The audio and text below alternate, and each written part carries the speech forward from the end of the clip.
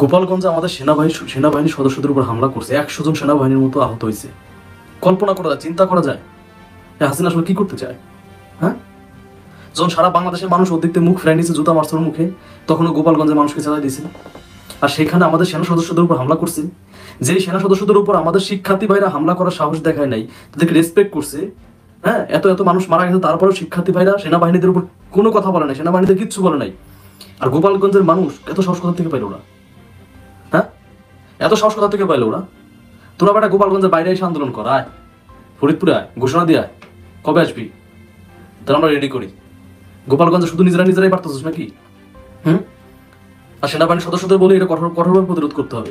শেখ হাসিনা সারা জীবন বলছে না টেরোরিস্ট, ওর গোপালগঞ্জ তো সব থেকে বড় টেরোরিস্ট, ওর গোপালগঞ্জ। এটা প্রমাণ হয়ে গেছে। আবার আমাদের সেনাবাহিনীর সদস্যদের উপর হামলা করছে, এটা চুপ থাকলে চলবে না। অনেক বড় অন্যায় করে ফেলছে। হ্যাঁ, অনেক বড় অন্যায় করে ফেলছে। আমাদের দেশের শিশু সন্তানদের উপর হামলা করছে। এই সাহসটা কোথা থেকে পাইছে গোপালগঞ্জের মানুষ?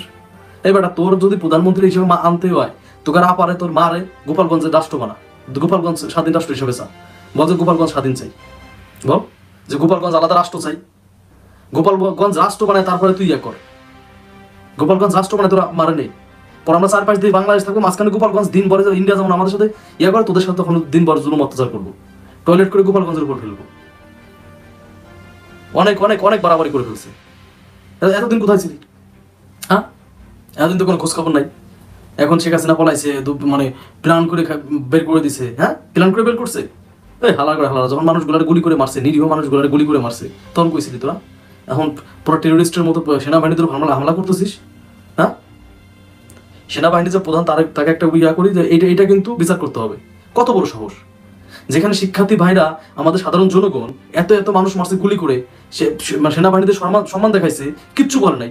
আর ওরা কি করছে? হামলা করছে। এত বড় ওদের স্পর্ধা কোথা থেকে আসলো? ওদের কে দিছে ওদেরকে এত বড় স্পর্ধা? হ্যাঁ, বাংলাদেশ মানুষ চুপ থাকেন না কিন্তু। শেখ হাসিনা যে টেরোরিস্ট, ওর যে এলাকার লোকরে ওই করেছে, বাংলাদেশের বিরুদ্ধে যুদ্ধ ঘোষণা করেছে, এটা জানাই দেন, পৃথিবীর সবাইকে জানাই দেন যে শেখ হাসিনা হচ্ছে সব থেকে বড় টেরোরিস্ট। জন্মস্থান ওইটা হচ্ছে সব থেকে বড় টেরোরিস্টের জায়গা। হ্যাঁ, তোদের কি অন্য জেলায় যাওয়া লাগবে না? তোরা কি বাংলাদেশে থাকবি না? তোরা যে এই কাজগুলো করতেছিস? হ্যাঁ, ওই যে গোপালগঞ্জ বলছিল না দেশনেত্রী বেগম খালেদা জিয়া, গোপালের নামই চেঞ্জ করে দিব, তাই হইতো তারা। দেশটাকে ধ্বংসের মুখে ঠেলে দিয়েও শান্তি পাচ্ছেন না প্রধানমন্ত্রী শেখ হাসিনা। অন্য দেশে বসে বসে চেলাদের দিয়ে বিভ্রান্তি চড়াচ্ছেন বাংলাদেশে। যে সেনাবাহিনী আমাদের দেশের গর্ব, ওদের উপর আক্রমণ চালাচ্ছে আওয়ামী লীগের একদল পাতি বাহিনী। ওরা চায় না বাংলাদেশটা শান্তিতে থাকুক, যেখানে বাংলাদেশের প্রতিটি মানুষ কাঁধে কাঁধ রেখে শান্তি ঘোষণা করছে, সেখানে আওয়ামী লীগের পাতি বাহিনী বিভ্রান্তি চড়াচ্ছে। দর্শক, আওয়ামী লীগের এই কাণ্ড কাহিনী নিয়ে আপনাদের কি মতামত রয়েছে আমাদের কমেন্ট বক্সে জানাতে পারেন।